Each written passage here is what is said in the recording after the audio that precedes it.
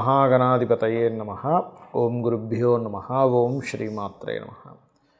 అరుణాం కరుణాతరంగితాక్షీం ధృతపాశాంకుశపుష్పబాణచాపాం అనిమాదిభిరావృతాం మయూకైః అహమిత్యేవ విభావయే భవానీం. శ్రీమాత్రే నమః. ప్రేక్షకులకి లలితాంబిక అమ్మవారి యొక్క అనుగ్రహం పరిపూర్ణంగా కలగాలని మనస్ఫూర్తిగా కోరుకుంటూ మనం ఈరోజు గురువు యొక్క మార్పు, మనం ఆల్రెడీ ఈ విశ్వవసునామ సంవత్సరంలో 3 రాసులు మారుతున్నారని చెప్పుకున్నాము. తద్వారానే కాస్త ప్రజల మీద దాని యొక్క ఎఫెక్ట్ పడడము, మైగ్రేషన్ అవ్వడము, రకరకాల దేశాల నుంచి రకరకాల దేశాలకు మార్పులు చెందడం, పెద్ద మొత్తంలో జనాలందరూ కూడా మారిపోవడం అనేది జరుగుతుంది. దేశాల నుంచి వచ్చేయడం, మారడం అనేటువంటి మనం ఆల్రెడీ చెప్పుకున్నాం. అయితే మరి ఈసారి ఈ గురువు యొక్క గోచారం, మిథునంలో ఉన్నటువంటి గురువు ఏ తేదీల్లో మనకి అతిచారం మూలంగా కర్కాటకంలోకి ఎప్పుడు వస్తున్నాడు, అక్కడ మళ్ళీ వక్రించి మళ్ళీ ఎప్పుడు మళ్ళీ మిథునంలోకి వెళ్తున్నాడు, మళ్ళీ వస్తున్నాడు. అంటే ఇక్కడ ఏమిటంటే, ఇక్కడ మీరు గమనించినట్లయితే 18/10/2025 నుంచి, అంటే ఈ నెల 18వ తేదీ నుంచి గురువు మార్పు జరగనుంది కర్కాటకంలోకి. 18వ తేదీ వచ్చినటువంటి గురువు 12 నవంబర్ 2025కి వక్రిస్తున్నాడు కర్కాటకంలో. వక్రించి ఆ వక్రగతిలో వెనక్కి వెళ్తూ కూడా 5/12/2025కి మీకు వెరీ క్లియర్లీ మిథునంలోకి వెళ్ళిపోతాడు. మిథునంలో వక్రగతిలోనే ఉంటూ ఆ వక్రగతిని కంప్లీట్ చేసుకోవడం 11/3/2026కి వక్రగతి పూర్తవుతుంది. వక్రగతి పూర్తి అయిన తర్వాత మరలా 2/6/2026కి, అంటే నెక్స్ట్ ఇయర్ జూన్ 2వ తేదీకి కంప్లీట్గా మరలా కర్కాటకంలోకి వస్తాడు. అంటే ఏమిటి, ఈ 5 మార్పులు, గురువు మార్పుల వల్ల ఏ భావాలు, ఏ రాసుల వారికి ఏ భావాలు ఎఫెక్ట్ అవ్వనున్నాయి, ఏ విషయంలో మీరు జాగ్రత్తగా ఉండాలనేటువంటి అంశాలు చెప్తుంది. నేనైనప్పటికీ కూడా చెప్పిస్తుంది సాక్షాత్ లలిత అమ్మవారిగా భావిస్తూ తెలుసుకుందాం. కన్యారాశి వారి కనుక చూసుకున్నట్లయితే ప్రధానంగా ఇక్కడ మీ రాశి నుంచి దశమ స్థానంలో ప్రస్తుతం గురువు యొక్క సంచారం జరుగుతుంది. ఈ 18వ తేదీ 10వ నెల నుంచి 2025లో కర్కాటకంలోకి వస్తున్నాడు. ఇది ప్రధానంగా అక్కడ వచ్చినందుకు కొంత స్ట్రెస్తో కూడుకున్నటువంటి కొన్ని విషయాలు జరిగినప్పటికీ కొంత సంతానానికి అభివృద్ధినిస్తాడు. ఎప్పటి వరకు, ఈ 18/10/2025 నుంచి 12/10/2025కి పంచమ స్థానాన్ని వీక్షిస్తున్నాడు కాబట్టి. అలాగే వివాహం అవ్వడానికి కూడా అనుకూలిస్తాడు అక్కడ. అంటే వివాహం చేసుకోవడానికి, వివాహం సంబంధించిన విషయాలకి అనుకూలత ఏర్పడుతుంది. అలాగే ఈ 12/10/2025 నుంచి మళ్ళీ వక్రగతి స్టార్ట్ అవుతుంది. ఎప్పుడైతే వక్రిస్తున్నాడో అది మళ్ళీ మీకు ఎప్పుడైతే మిథునం వైపు వెళ్ళేటువంటి ప్రయాణంలో ఇక్కడ ఏదైనా గృహం కొనుక్కోవడానికి, వాహనం కొనుగోలు చేయడానికి చతుర్థ భావాన్ని చూస్తాడు కాబట్టి అక్కడ, అంటే 12/11/2025 నుంచి 5/12/2025 మధ్యలో ఈ వక్రగతి వలన, మరియు దాని తర్వాత కూడా వక్రించుకుంటూ మిథునంలోకి వెళ్ళిపోతాడండి. అంటే ఈ వక్రించుకుంటూ కర్కాటకంలో ఉండే గురువు ఎప్పుడైతే మిథునంలోకి వెళ్తాడో 11/3/2026 వరకు కూడా అనుకూలత ఉంటుంది. ఇది ఏదైనా ప్రాపర్టీస్ తీసుకోవడానికి అది. అయితే ఈ 2/6/2026 నుంచి మనకి వెరీ క్లియర్లీ ఈ యొక్క గురువు కర్కాటకంలోకి రావడం వల్ల, అంటే next year 2nd date 6th month నుంచి రాజకీయ నాయకులకి మరియు వ్యాపార అభివృద్ధి కోసం అని కానివ్వండి, వివాహ సంబంధించిన విషయాలకు కానివ్వండి, మరలా వచ్చే సంవత్సరం 2/6/2026 నుంచి మరలా అనుకూలత పెరుగుతుంది. అంటే ఇక్కడ 2-3 సార్లు మనకి మొత్తం 5 సార్లు కర్కాటకం, మిథునం నుంచి కర్కాటకంలో వక్రించి మళ్ళీ మిథునంలోకి వెళ్ళడం, మరలా అగైన్ కర్కాటకంలోకి రావడం వల్ల ఈ చేంజెస్ ఉన్నందుకు ఈ డేట్స్ నుంచి ఈ డేట్స్ వరకు బాగుంది మీకు. ఇక మీరు చేయవలసిన దేవతారాధన, దత్తాత్రేయుని ఎక్కువ ఆరాధించండి, దక్షిణామూర్తి స్తోత్ర పఠనం చేయండి. మరీ మీ జన్మజాతకంలో గురువు గనక పాడైనట్లయితే ఆ గ్రహానికి సంబంధించిన దానం, అంటే శనగలు, పసుపు రంగు వస్త్రము, దగ్గరలో ఉండేటువంటి ఆలయాల్లో గంధము, పసుపు, అక్కడ మీరు ఆ యొక్క కైంకర్యాల కోసం మీరు మీ సేవ చేసుకుంటూ ఇవ్వండి. అన్ని విధాలా బాగుంటుంది. ఈ యొక్క గురువు విషయంలో చాలామందికి సంశయాలు ఉన్నాయి. ఏమంటే గురుగ్రహం, గురు బలం అంటారు, ఇప్పుడు పలానా రాశి వారికి ఉందంటారు, పలానా రాశి వారికి లేదంటారు. అసలు ఈ గురుబలం చూసుకోవడం ఎలాగా? ఇక్కడ మీరు అర్థం చేసుకోవాల్సింది ఏంటంటే, గురుబలం కేవలం రాశికో, కేవలం లగ్నానికో కాదు, భావానికి చూడాలి. గుర్తుపెట్టుకోండి. అంటే గురుబలం ఒక్కోసారి లగ్నానికి ఇస్తే ఆ జీవుడు బాగుంటాడు. అంటే ఎటువంటి ఇబ్బందులు వచ్చినా కూడా జీవుడు ఏంటంటే ఏదో దైవం రక్షిస్తున్నట్టుగా వెళ్తూ ఉంటుంది అతని జీవితం అనేటువంటిది. అలా కాకుండా ధనభావానికి కనుక గురుబలం పెరిగితే ధనపరంగా ఏదో దైవం ఏదో దైవ సంకల్పంతో వస్తుందేమో ధనం అన్నట్టుగా ఉంటుంది.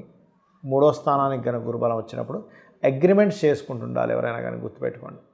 ఆ రకంగా 4వ భావానికి గురుబలం వచ్చినప్పుడు మీరు ఏదైనా ఒక ప్రాపర్టీ కొనుగోలు చేయడానికి, వాహనం కొనుగోలు చేయడానికి, ఏదైనా ఒక విషయాన్ని అంటే చూడండి, మనం ఏదైనా ఒక కంపెనీ స్టార్ట్ చేస్తున్నాం, 4వ భావానికి గురుబలం రావాలి. 5వ భావానికి గురుబలం వచ్చినప్పుడు సంతానం కోసం చేసే ప్రయత్నాలు, ఇవాళ రేపు చూడండి IVFలు IUIలు చేయించుకుంటూ ఉన్నారు. అటువంటి విషయాల్లో 5వ భావానికి గురుబలం వచ్చినప్పుడు బాగుంటుంది. 6కి గురుబలం వస్తే లోన్స్ లభిస్తాయి, గుర్తుపెట్టుకోండి. 7వ స్థానానికైతే అప్పుడు వివాహం కోసం చూసుకోవాలి. అందరూ ఏం చేస్తారు, గురుబలం ఉంది వివాహం చేసేస్తారు, కానీ అలా కాదు. 7వ భావానికి కానీ, శుక్రుడికి కానీ, కుజుడికి కానీ ఆ రకంగా గురుబలాన్ని చూసుకోవాలి. అలాగే 8వ స్థానానికి గురుబలం వచ్చినప్పుడు తాతగారు ఆస్తికి సంబంధించిన విషయంలో ఏమైనా ఉంటే డిస్టర్బ్ అయినటువంటి మళ్ళీ సెట్ అవ్వడము, అలాగే ఇన్సూరెన్సెస్ మూలంగా ధనం రావడము, అదేవిధంగా జీవిత భాగస్వామి పార్ట్నర్స్ మూలంగా ధనం రావడము, అలాగే తాతగారు ఆస్తి సంబంధించిన విషయంలో ఏమైనా గొడవలు ఉంటే తీరిపోవడం లాంటివి ఇస్తాడు 8వ స్థానంలో గురుబలం. ఇది రీసెర్చెస్ లేనట్లయితే చూడండి, ఒక్కోసారి మనకి కొన్నిసార్లు మనం కొన్ని ప్రయోగాలు చేస్తూ ఉంటాం, రీసెర్చ్ చేస్తూ ఉంటాం, అక్కల్ రిలేటెడ్ నేర్చుకుంటూ ఉంటాం, అటువంటివి యోగిస్తుంది. 9వ స్థానానికి 9వ అధిపతికి కానీ గురువుకే గురుబలం వచ్చినప్పుడు, అంటే గోచారంలో ఉండేటువంటి గురువు వీళ్ళ జన్మజాతకంలో ఉండేటువంటి గురువుతో కనెక్టివిటీస్ ఉంటాయి. అలాంటప్పుడు ప్రధానంగా ఇక్కడ మీరు తెలుసుకోవాల్సిన అంశం ఏమిటి అంటే, ఇది ముఖ్యంగా ఉపనయనము చేయించుకోవడానికి, దైవ కార్యాలు చేయడానికి, పుణ్యక్షేత్రాలకు వెళ్ళడానికి బాగా యోగిస్తుంది. అలాగే 10వ స్థానానికి కనుక గురుబలం వచ్చినట్లయితే ఉద్యోగ అభివృద్ధిని ఇస్తుంది. లాభస్థానానికి అయితేనేమో వ్యాపార అభివృద్ధిని, ఈ ఇంట్లో ఒక్కోసారి చూడండి ఏ శుభకార్యం జరగట్లేదు, ఎటువంటి సక్సెస్ లేదు అనుకునేటువంటి వారికి లాభస్థాన గురుబలం మంచిది. అయితే ఇక్కడ 12వ స్థాన గురుబలం కనుక పెరిగినట్లయితే కొన్ని పుణ్యకర్మలు చేయడానికి, విదేశాలు వెళ్ళడానికి బాగుంటుంది. అయితే ఇక్కడ ఈ విషయంలో మీ యొక్క గురువు ఎలా ఉన్నాడు, ముందుగా మీ జాతక చక్రంలో గురువు బలంగా ఉన్నాడో బలహీనంగా ఉన్నాడో తెలుసుకోండి. తద్వారా ఆ బలం పెరగడానికి గంధముతో భగవంతుని పూజించడము, గోవులకి అరటికాయలు పెట్టడం చేయండి. అలాగే మీకు గురువు శుభుడా పాప 2 లగ్నాలు ఉంటాయి, గురువర్గ లగ్నాలు, శనివర్గ లగ్నాలు. గురువర్గ లగ్నాలు అంటే మేషము, కర్కాటకము, సింహము, వృశ్చికము, ధనుర్మీన లగ్నాలు గురువర్గ లగ్నాలు. శనివర్గ లగ్నాలు అంటే వృషభము, మిథునము, కన్యా, తుల, మకర, కుంభరాశులు శనివర్గ లగ్నాలు అవుతాయి. ఈ శనివర్గ లగ్నాలకి గురువు కొంతవరకు హెల్ప్ చేస్తాడు, గురువర్గ లగ్నాలకి ఎక్కువ ఇది ఉంటుంది. ఎందుకంటే ఇది గురువర్గము, అది శనివర్గము. మరి శనివర్గ లగ్నానికి గురుబలం లేకపోతే ఎలాగా అంటే, కొన్ని జాతకాల్లో గురువు పాప అయినప్పటికీ కూడా శుభ ఫలితాలు ఇస్తాడు, ఇది గుర్తుపెట్టుకోవాలి. కొన్ని లగ్నాలకు గురువు శుభుడైనా పాప ఫలితాలు ఇస్తాడు. అదేమిటి అంటే, మీ యొక్క జన్మజాతకంలో గురువు ఉన్నటువంటి కండిషన్ బట్టి మీకు గురుబలం అనేటువంటిది ఏర్పడుతుంది. ఇది ప్రధానంగా చూసుకోవాలి. గురుబలం ఉన్నటువంటి వ్యక్తికి దైవానుగ్రహం బాగుండడము, సంతాన అభివృద్ధి కలగడము, గురువులతో మంచి సపోర్ట్ రావడము, ఇవన్నీ జరుగుతాయి. గురుబలం లేనటువంటి పిల్లలకి చిన్నప్పుడు చూడండి స్కూల్లో టీచర్స్తోనే ఎక్కువగా ఇబ్బందులు పడుతుంటారు. అప్పుడు మనం అర్థం చేసుకోవాలి, ఓహో గురుబలం తక్కువగా ఉంది. మంచి కార్యాలు ఎవరైనా చెప్పినా మనకు చేయబుద్ధి కాదు, అప్పుడు గురుబలం తక్కువగా ఉందని అర్థం చేసుకోవాలి. గురు సమానుల్ని మనం తెలియకుండానే వాళ్ళతో మనం ఒక మాట పడ్డము, మనం వాళ్ళని చులకనగా చూడడం జరుగుతుంటుంది. అలాంటప్పుడు కూడా మనం అర్థం చేసుకోవాల్సింది ఏంటంటే గురుబలం తక్కువగా ఉంది. అలాంటప్పుడు మనం చేయవలసింది దక్షిణామూర్తి యొక్క ఆరాధన లేదా దత్తాత్రేయుడి యొక్క పారాయణం చేయడము, ఇవి ఎక్కువగా చేస్తుండాలి. లేదా గోశాలకు వెళ్ళి గోవులకి అరటికాయలు తినిపించడము, పసుపు, గంధము లాంటి పదార్థాలను చక్కగా ఆలయాల్లో సేవకి వినియోగించుకోమని ఆ యొక్క భగవంతుడు మీకు ఆ అనుగ్రహం ఇచ్చాడనేటువంటి భావనతో వాటికి ఇవ్వడం చేయండి. అప్పుడు ఏమవుతుందంటే గురుబలం ఎప్పుడైతే పెరిగిందో మనిషి జీవితంలో చాలా ముఖ్యమైనటువంటి అంశం. గురువు బాగుంటే జ్ఞానం పెరుగుతుంది. జ్ఞానం వల్ల అంటే మనం ఏదైనా పుణ్యకార్యములు చేయాలన్నా, దేవత ఆరాధన చేయాలన్నా గురుబలం ఉండాలి. గురుబలం ఉంటేనే మనం చేసేటువంటి దేవత ఆరాధన ఏవైతే ఉంటాయో అవన్నీ కూడా ఫలిస్తాయి, గుర్తుపెట్టుకోండి. కాబట్టి గురుబలం పెంచుకునేటువంటి విషయాల్లో ఈ యొక్క ప్రక్రియలు పాటించండి.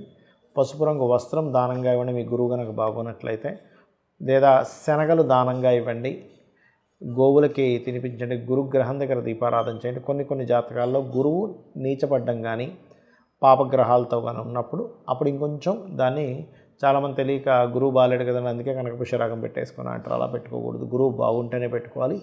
గురువు బాగులేని పక్షంలో వాటికి సంబంధించిన దానాలు ఇవ్వాలి. అంటే శనగలు, పసుపు రంగు వస్త్రము, పసుపు, గంధము ఇలాంటివి దానంగా ఇస్తూ ఉండాలి. లేదా పసుపు రంగు వస్త్రాలు ఎవరికైనా దానంగా ఇవ్వవచ్చు ఆలయాల్లో ఉండేటువంటి వారికి.